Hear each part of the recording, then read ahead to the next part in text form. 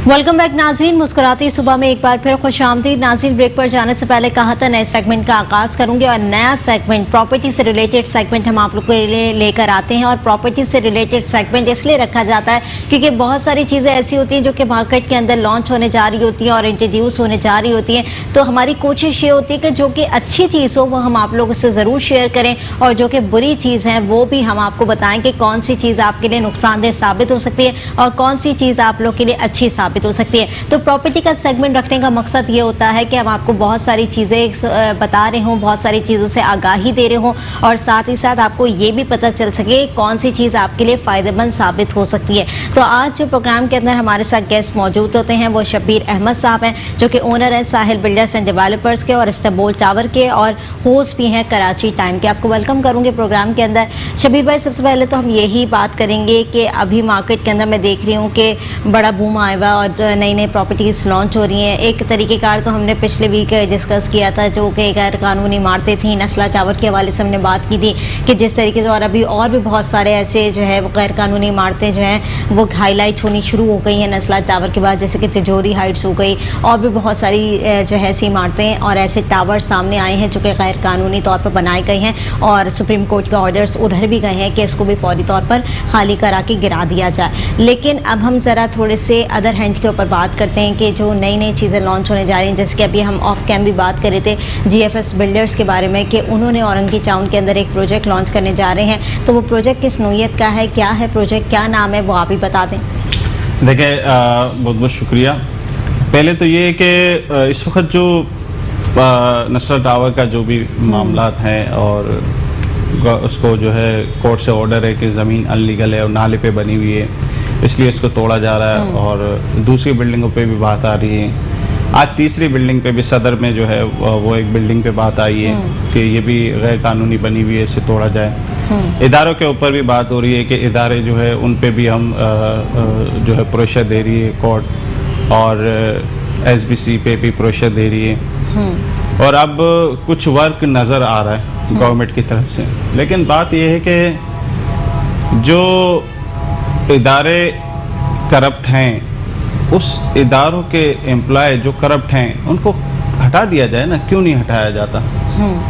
दूसरी बात यह है कि अब इस वक्त जो भी हमारा वर्क चल रहा है हम कोशिश यही कर रहे हैं कि पहले हम खुद देखें क्या क्या उस ज़मीन की बात है, फिर उस पर हम काम करें।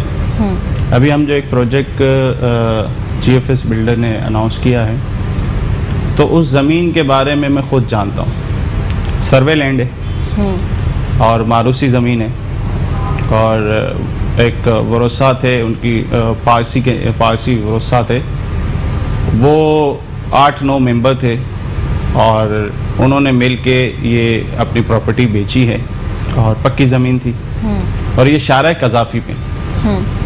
शारा कज़ाफ़ी एक ऐसी शारा है कि जो नाज़िमाबाद से भी अगर कोई बंदा आता है तो शारा कज़ाफ़ी उसको मिलता है। औरंगी टाउन के अंदर डबल रोड है और ये शारा कज़ाफ़ी नॉर्दर्न बाईपास तक कनेक्ट होती है।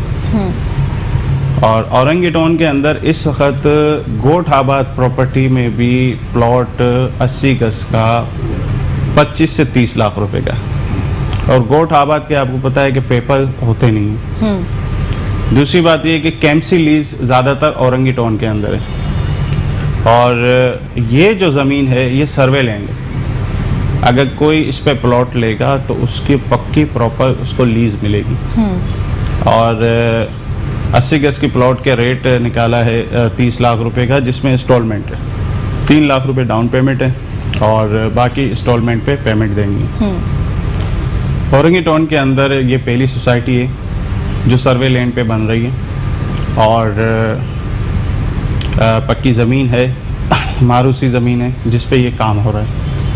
तो इस साहिल बिल्डर ने इसको मार्केट करने का एक इरादा किया है कि इसको हम मार्केट करेंगे क्योंकि प्रॉपर पेपर वर्किंग है, नज़र आ रही है और इस पे कोई हम्बल हमें नज़र नहीं आ रहा। तो इसकी बुकिंग जो है वो साहिल रियल इस्टेट पर ही हो सकती है जो नया नाज़िमाबाद के बिल्कुल अपोजिट है।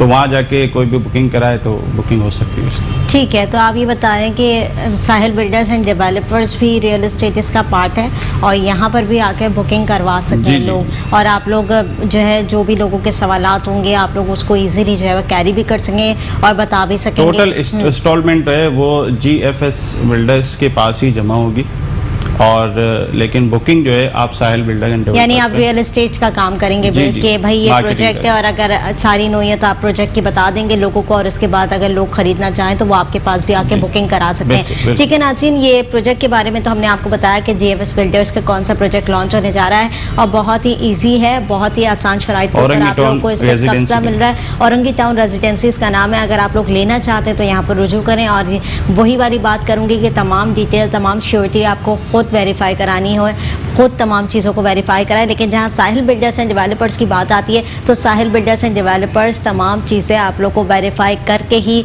बताता है, लेकिन वो ये भी कहता है कि अगर आप खुद से भी तसल्ली करना चाहते हैं तो आप खुद से भी वो तसल्ली कर सकते हैं। एक छोटी सी ब्रेक की तरफ जाऊंगी नाज़रीन, देखते नहीं मुस्कुराती सुबह। वेलकम बैक नाज़रीन, मुस्कुराती सुबह में एक बार फिर खुशामदीद। नाज़रीन, ब्रेक पर जाने से पहले बात कर रहे थे प्रोजेक्ट के हवाले से, और कोई भी नया प्रोजेक्ट लॉन्च होता है या मार्केट के अंदर इंट्रोड्यूस होता है, जैसे कि मैंने पहले भी बताया था, तो आप लोग से हम लोग शेयर कर लेते हैं, क्योंकि साहिल बिल्डर्स एंड डेवलपर्स उसको ओन कर रहा होता है। साहिल बिल्डर्स एंड डेवलपर्स तमाम चीज़ों को देखकर मद्देनज़र रखते हुए आप लोग को वो चीज़ें बता रहा होता है। साहिल बिल्डर्स एंड डेवलपर्स की जहाँ हम बात कर रहे होते हैं तो स्क्रीन पर इनके नंबर भी मौजूद हैं। अगर आपको इस प्रोजेक्ट से रिलेटेड कोई भी डिटेल्स चाहिए तो आप साहिल बिल्डर्स एंड डेवलपर्स के पास जा सकते हैं, वहाँ पर इनके ऑफिस पे विजिट कर सकते हैं, साथ ही साथ इनको कांटेक्ट करके सारी डिटेल्स भी ले सकते हैं, क्योंकि साहिल बिल्डर्स एंड डेवलपर जब भी किसी चीज़ को ओन करता है तो तमाम वेरिफिकेशन के साथ ही ओन करता है। तो आप लोग जो है खुद भी वहाँ पर लोकेशन पे जाकर विजिट कर सकते हैं, और अगर आप लोग मुतमईन हैं तो वहाँ पर बुकिंग करा लें। 3 लाख रुपये से बुकिंग का आगाज़ हो रहा है, और मेरे ख्याल से महाना जो है वो 20-25 हज़ार रुपये इंस्टॉलमेंट है। वो भी प्लान्स आप लोग के मुताबिक चेंज हो जाएंगे, क्योंकि जिस तरीके से आवाम को जो है सहूलत होती है उस हिसाब से ही बिल्डर जो है वो तमाम चीज़ों को मैनेज कर लेता है। तो अगर आप लोग वहाँ जाएंगे, लोकेशन पर विजिट करेंगे, बुकिंग ऑफिस पर जाएंगे या साहिल बिल्डर्स से डेवलपर्स के थ्रू आउट जाएंगे, तो आप लोग को तमाम चीज़ें बहुत आसानी के तौर पर जो है वो मिल जाएंगी। अच्छा शबीर भाई, जिस तरीके से हम बता रहे थे ये प्रोजेक्ट के हवाले से, तो और कौन कौन सी ऐसी चीज़ें जो कि साहिल बिल्डर्स एंड डेवलपर्स ओन करने जा रहा है, और इन फ्यूचर क्या क्या चीज़ें जो है वो प्लानिंग की हुई है आपने? देखिए, हमारे तो जो वर्क इस वक्त चल रहा है वो वर्क यही चल रहा है कि कुछ मुख्तलिफ बिल्डरों से मिल के मर्चिंग करके मार्केटिंग की जाए, ठीक है ना। और दूसरा ये है कि शेड्यूल प्लान जो है ना हमने पहले ही इतना कम बनाया है, तो उस पर अब वो रद्दोबदल हो नहीं सकती, वो पहले ही इतना लो कॉस्ट पे है। और दूसरी बात ये है कि जितने भी लोग औरंगी टाउन के अगर लोग इस वक्त मुझे देख रहे हैं तो मैं इनको बता दूं कि इस वक्त जो है पारसी का मैदान वहाँ औरंगी टाउन के अंदर मशहूर था, वही पारसी का मैदान है जहाँ पर ये project Orangi town residency announce किया है GFS बिल्डर ने। तो उनके लिए बहुत आसान है, इजी है, और तकरीबन औरंगी टाउन के लोगों को पता है कि एक मैदान था जहाँ पर अक्सर क्रिकेट के मैच भी खेले जाते थे। तो इस ज़मीन पे प्रोजेक्ट लॉन्च हुआ है, और शारा कज़ाफ़ी से रोड से बिल्कुल करीब है। सबसे बड़ा बेनिफिट जो आदमी को वहाँ पर कन्वेंस का है वो इशू वहाँ नहीं है, क्योंकि रोड के करीब है तो कन्वेंस आराम से मिल सकती है। दूसरी बात यह है कि इसके लिंक बहुत अच्छे हैं, वहाँ से इज्तिमा गाह भी करीब है, वहाँ से जो है नया नाज़ाबाद भी करीब है, वहाँ से नॉर्दर्न बाईपास भी करीब है, वहाँ जो शारा कज़ाफ़ी का रोड है वो उस रोड से आप नाज़ाबाद भी जा सकते हैं, वो भी करीब है, और सुपर हाईवे जा सकते हैं शारा कज़ाफ़ी से। तो ये शारा कज़ाफ़ी का जो रूट है ये बेसिकली ये एक लिंक रोड है जो नॉर्दर्न बाईपास को भी लिंक करता है, नाज़ाबाद को भी लिंक करता है, औरंगी टाउन में ऑलरेडी है ये, और इज्तिमा गाह को लिंक करता है। और इसके अलावा जो है ये जो सबसे पहले जो इस वक्त जो वो बन रही है जो ट्रांसपोर्ट है, जो नई ट्रांसपोर्ट इस वक्त डेवलपमेंट हो रही है, उसके लिंक भी वहीं पे हैं। और दूसरी बात ये है कि सबसे बड़ी बात ये है कि हब डैम भी वहाँ है, पानी के भी इतने इशू नहीं आएंगे। और काफ़ी सहूलियात हैं वहाँ पर। सही। मतलब पहले से काफ़ी यानी चीज़ें अगर आवाम मौजूद हैं। लेना चाहे, बुकिंग कराना चाहे तो उनके लिए अच्छी चीज़ साबित हो बिल्कुल, सकती बिल्कुल, है। और वैसे भी जीएफएस बिल्डर्स एक माना जाना नाम है बिल्कुल, मार्केट के अंदर और बहुत ही अच्छा काम कर रहा होता है, हमेशा से हमने देखा है। और कोई भी प्रोजेक्ट लॉन्च करता है तो बड़ी ईमानदारी और बड़ी अच्छी तरीके से मार्केट के अंदर लेकर आता है, ताकि लोगों का एक रुझान बड़ा अच्छा उनकी तरफ राग़िब हुआ है। तो होप करेंगे कि जो औरंगी टाउन का ये जो नया प्रोजेक्ट लेकर आए ये भी बड़ा अच्छा साबित हो और बहुत ही ज़्यादा जो है ना जल्दी से इनके जो प्रोजेक्ट है वो सेल आउट होना शुरू हो जाए। अच्छा शबीर भाई, जैसे कि मैंने आपको बताया कि साहिल बिल्डर्स डेवलपर्स, या मैंने पूछा अभी आपसे कि साहिल बिल्डर्स डेवलपर्स इसको ओन तो कर रहा है, लेकिन और कौन से इन फ्यूचर आप लोग चीज़ें ओन करने जा रहे हैं? क्योंकि एक रियल इस्टेट है और रियल इस्टेट के तौर पर आप भी उन्हीं चीज़ों को देखते हैं कि जो कि आगे आवाम के लिए फ़ायदेमंद साबित हो रही हो। तो आगे इन फ्यूचर ऐसे कौन कौन सी चीज़ें हैं या फिर मज़ीद आपकी कोई प्लानिंग का हिस्सा हैं चीज़ें जो कि आप साहिल बिल्डर्स एंड डेवलपर्स के थ्रू आउट आवाम को इंट्रोड्यूस कराना चाहते हैं? देखिए, ज़्यादातर हमारा फोकस जो है वो कराची और इस्लामाबाद है। सबसे ज़्यादा फोकस हमारा वहीं है। और दूसरी बात ये है कि वो हमारी रियल इस्टेट है, वही वाली बात है कि हम फूक फूक के कदम रखते हैं कि कहीं ऐसा ना हो कि आवाम को कोई तकलीफ़ हो, कोई परेशानी हो जाए। हम पहले प्रोजेक्ट की ज़मीन की सोसाइटी लॉन्च होती है तो ज़मीन की वेरिफिकेशन पूरी प्रॉपर करते हैं कि आया कि इस पर हम काम करें या ना करें। देखिए, बिल्डर्स तो बहुत आते हैं और बहुत वर्क चलता है, लेकिन असल बात होती है कि जब हमारे पास कोई प्रॉपर्टी ख़रीदने आता है तो रियल इस्टेट एजेंट का काम ये होता है कि उनको प्रॉपर जो है ना वो गाइडेंस दे कि भाई हमारा जो काम है ना वो हम अपना काम करते हैं, कि हमें पता हो कि इस प्रॉपर्टी में कोई हम्बल नहीं है, कोई प्रॉब्लम नहीं है, कोई मसाइल नहीं है, तो ही उसको सेल आउट करते हैं। अदरवाइज सेल आउट हम नहीं करते, कोशिश यही करते हैं। दूसरी बात ये है कि अब यहाँ पर थोड़ा सा मामला ऐसे हैं कि सारी वेरिफिकेशन है इदारों से आ जाती हैं। जैसे नस्ला टावर का हुआ कि वेरिफिकेशन आ गई, डॉक्यूमेंट्स बन गए और फिर कोर्ट ने ऑर्डर कर दिया कि नाले पे बना हुआ है, गलत बना हुआ है, ठीक है ना।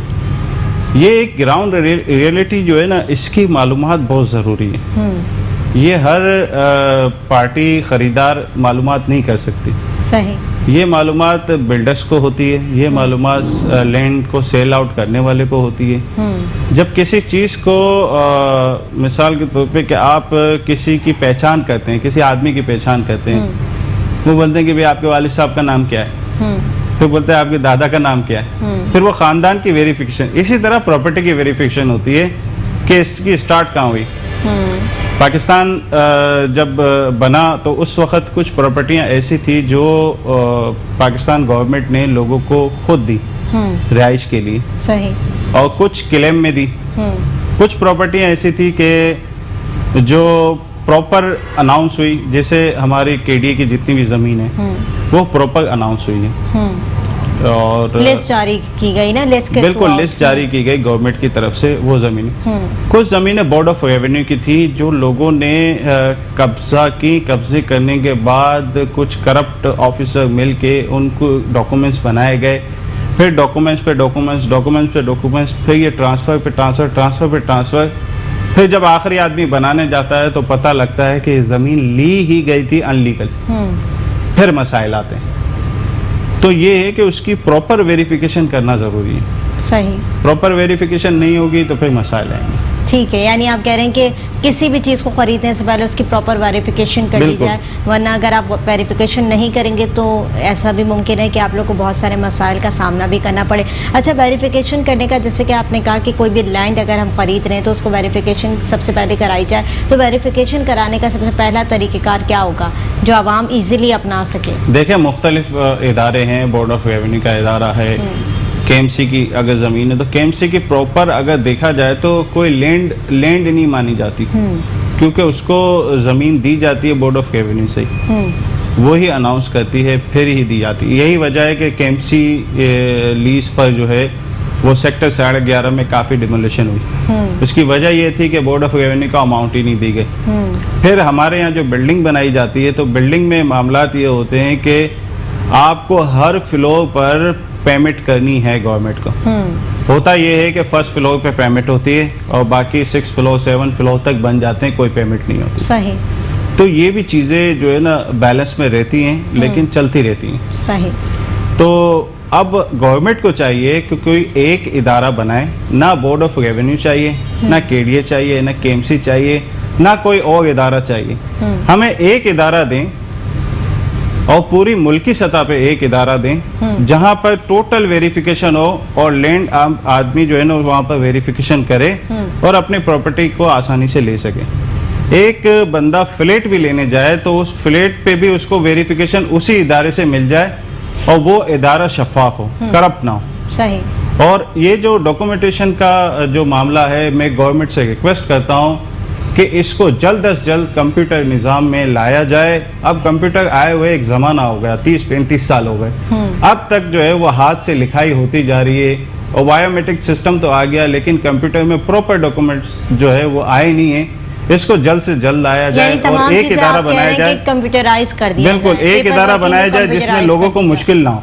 ठीक है, जिस तरीके से शबीर भाई कह रहे हैं कि कंप्यूटराइज हो जानी चाहिए चीज़ें, इससे ये होता है कि एक तो आसानी हो जाती है आप लोग के लिए, और ये जो बार बार लिखत वाली काम होते हैं ना जो कि आप लोग के लिए मसला भी क्रिएट करते हैं, उससे आप लोग की जान छूट सकती है। तो ये तमाम चीज़ें जो आप लोग कर रहे हैं या पेपर वर्किंग की तरफ जब आप लोग जा रहे होते हैं तो वेरिफिकेशन सबसे पहला टूल होता है, तो उसको अपनाना ना भूलें और वेरिफिकेशन करवाना आपका राइट भी बनता है। उन तमाम चीज़ों को फॉलो करें, राइट अपना जो है वो अपनाएं और अपनी जितनी भी चीज़ें जो कि आप खरीदने जा रहे हैं मार्केट के अंदर उसकी वेरिफिकेशन ज़रूर कराएं, क्योंकि सिचुएशन आपके सामने है, गैर कानूनी इमारतें आपके सामने निकल कर उभर रही हैं, तो उसमें नुकसान किसको उठाना पड़ता है? सिर्फ मकीनों को उठाना पड़ता है या रिहायशियों को उठाना पड़ता है जो